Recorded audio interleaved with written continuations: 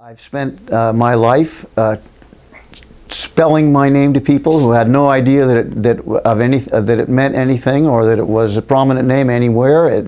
I always said to myself that my name plus $1.50 got me a cup of coffee. But in this kind of rare instance of running for public office, it is a little bit of an advantage, not a huge one, but people have heard the name. My family's been here since the very beginning, and they did that, I didn't, so I can't really claim it personally, but I do have a lot of cousins that I've met that I never knew I had. I spent a good deal of my youth growing up on the shore, not all of it, but a good deal of it. I went to college, I went to Yale University, then I went to NYU for law school, and started my professional life in New York City, working for a law firm in New York City. Then I branched out and worked for a large energy company, and I spent nearly 10 years abroad working in the oil business. And I eventually owned a small business on my own. And what was the business? In the cold storage business. Warehousing and cold storage business. And eventually I made my way back to Washington, to the Washington area, and worked for a nice old line law firm at the time called Piper Marbury. And Piper Marbury then became a very big firm through a lot of acquisitions, but by that time I was gone. I then finished up my working career at the Marriott Hotel chain as counsel for one of their subsidiaries. So I've had basically a business career, mostly as what they call an in-house attorney working for these large corporations. It starts from just grumbling at the newspaper and then shouting at the newspaper eventually, just frustration at what we seem to be doing to ourselves, not facing issues that we really ought to face, that we can face if we put our minds to it. So somewhere in all that, just the frustration of seeing us fritter away the wonderful country that we have, and be slowly on the path to being kind of a second-rate country in certain areas. So that just eventually got under my skin to the point where I couldn't deny it anymore. And that's when I made the decision to run. And obviously there was, we live here in the 1st District, so that was the obvious place to give expression to that frustration. I think we need to do better, and I think we can do better. Andy Harris is controversial. I would say 2 things about that. Harris himself is a very extreme voice in Congress, and I don't think that's a particularly positive thing for America. I don't think we need extreme voices. We need voices of people who will talk to one another. So I don't think an extreme voice is good for the nation, and I don't think it's good for the district. So that's the first thing I would say about somebody such as Andy Harris. Second thing I would say, however, is that I don't care where good ideas come from. I'm a centrist. I believe in dialogue. I believe in listening. So just because somebody is in a category, one category or the other, to me is not a reason for not sitting down and talking to that person. The key is who is willing to dialogue and who won't dialogue. That's the test question for me. And there are good ideas everywhere. And my theory is that good ideas will be pulled towards the center. And that's where the action needs to be if we're going to get anything done in terms of addressing our national problems. We need the best of both parties to get through this bad patch we're in. And sometimes I think we get the worst of both parties. So we need to unravel all that. We need to find our way through the center. And there is a lot of distrust. And our polling, we've done a poll on the 1st District, and it it comes out loud and clear in this poll. People are fed up. There's the percentage of voters who are undecided about which way to vote is very high, unusually high. The percentage of independents in the district is very high and unusually high. And what my polling company tells me is that this is typical. This is what they're seeing in the polls they're doing today. So yes, people are ready for something different, and I think it's a sea change about to come on to America, about to happen in America, that will be very positive. It's a fact that people who don't have insurance live sicker, die younger. There's every reason from a standpoint of public policy to encourage people getting insurance. It's the right way to go. The way we did it, we Democrats did it, has just caused endless problems for ourselves.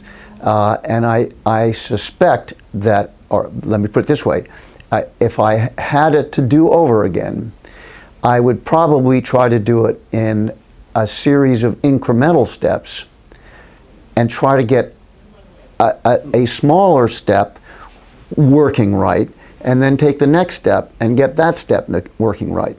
And I think that's a tendency that it's a normal human tendency to sort of see a solution and jump for the whole thing, jump for the brass ring, and you can sometimes get a little ahead of yourself.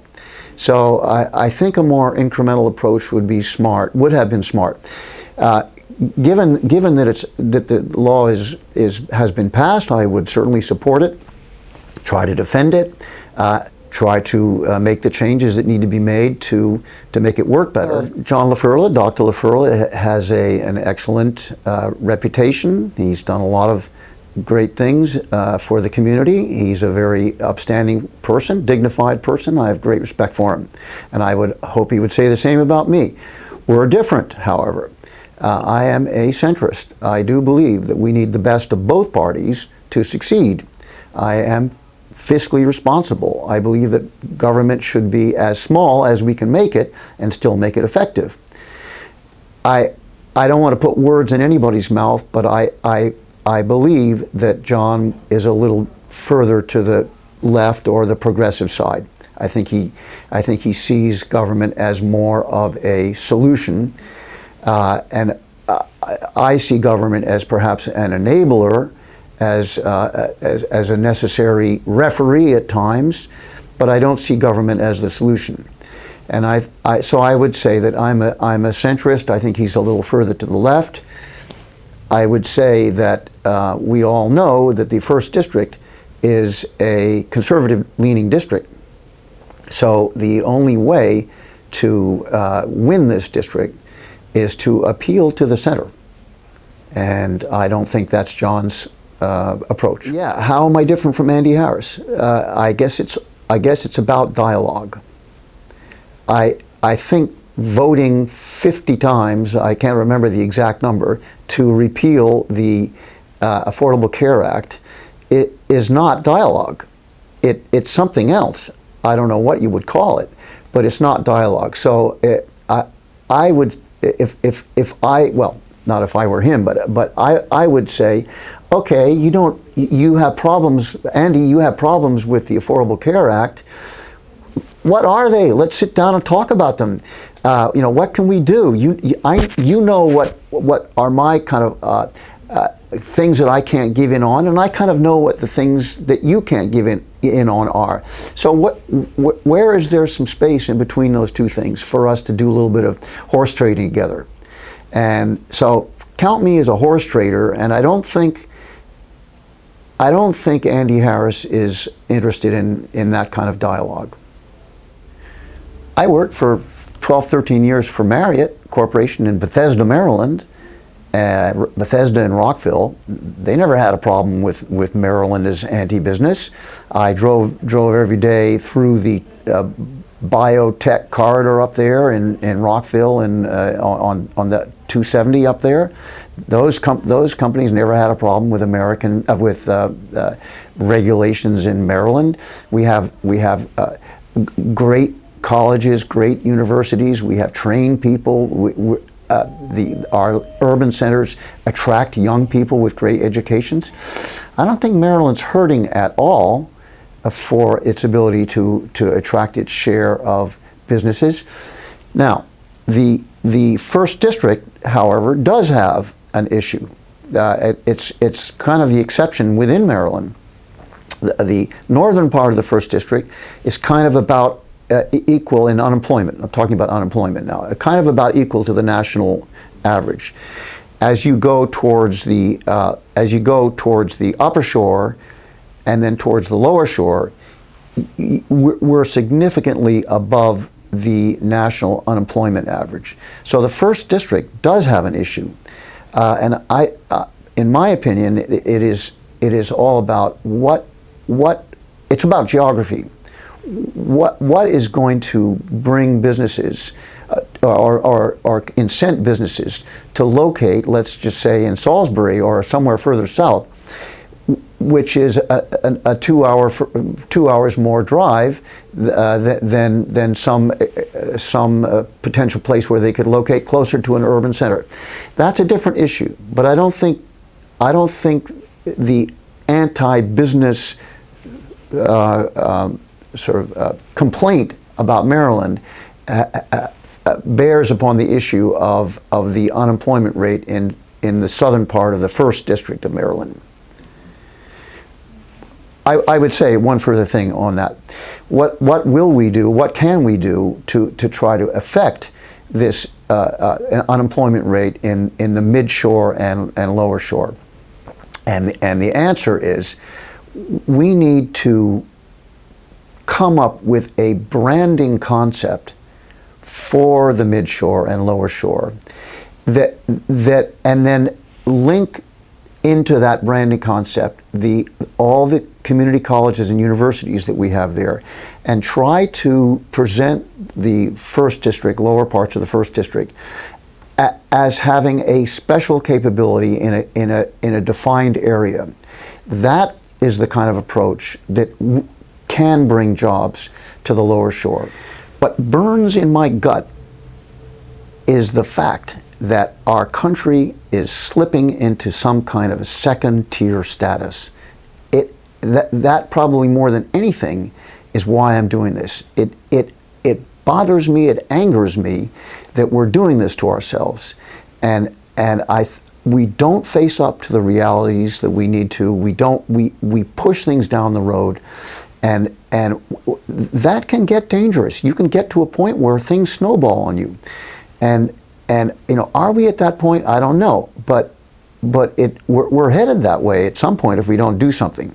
We have got to change what we do in Washington. We've got to stop fighting with each other. It's like I think of it as a lawyer a little bit. I did practice law for many years. In a courtroom, people argue with each other, but there's a judge there who says, overruled or sustained, and we can all picture those moments in movies we see, overruled, sustained. There's a judge there that's kind of keeping everybody on the same playing field. We don't have that in politics. There's nobody that is keeping everybody on the same page. We have to do that ourselves. We have to have self-restraint. We have to talk with each other. We have to dig a lot deeper for the values, really serious, deep American values that are there, but that have somehow been crusted over by what's happened in the last 10 or 15 years.